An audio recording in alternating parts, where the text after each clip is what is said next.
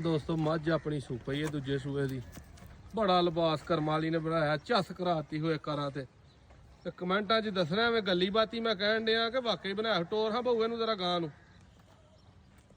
ਪਰਾਂ ਨੂੰ ਬਹੁ ਟੋਰ ਹੋ ਜ਼ਰਾ। ਇਹ ਕੱਟੀ ਵੇਖੋ ਜ਼ਰਾ, ਮੁੱਛ ਬੱਗੀ ਤੇ 5 ਕਲਿਆਣ। ਕੱਟੀ ਦੀ ਮਠਿਆਈ ਹੈ ਤੇ ਕੱਟੀ ਦੇ ਕੰਨ ਵੇਖੋ ਖੋਤੇ ਜਿੱਡੇ, ਬਹੁਤ ਹੀ ਪਿਆਰੀ ਕੱਟੀ ਦਿੱਤੀ ਸੋ। ਬਾਕੀ ਮੱਝ ਦਾ ਸ਼ੌਕ ਕਰੋ ਜ਼ਰਾ ਤਸੱਲੀ ਨਾਲ, ਪੂੜੇ ਛੁੜੇ ਰੰਗ ਸੁੱਟੇ ਨੇ, ਫੁੱਲ ਵੱਡੇ ਕੱਦ ਦੀ ਮੱਝ।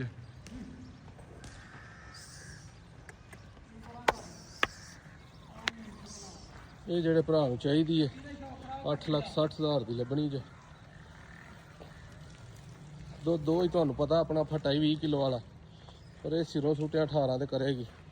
9-10 ਕਿਲੋ ਟਾਈਮ ਦਾ ਤਾਂ ਇਹਨੂੰ ਨਹੀਂ ਭਾਰ।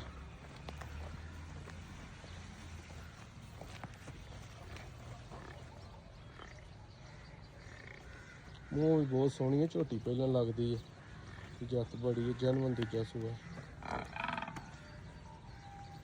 8-60 ਦੀ ਮਿਲੇਗਾ ਦੋਸਤੋ ਤੁਹਾਨੂੰ। ਝੁੰਨੀ ਕੌਲੀ ਦਾ ਕੋਈ ਅਤਾ ਪਤਾ ਨਹੀਂ। ਨਵਾਂ ਸੂਈ ਹੈ, ਪਹਿਲਾ ਬੋਲਾ ਚੋਣਾ ਵਿੱਚੋਂ। ਇਹ ਕੱਟੀ ਜੇ ਪੂਰੀ ਬੱਲੀ 5 ਕਲਿਆਣ।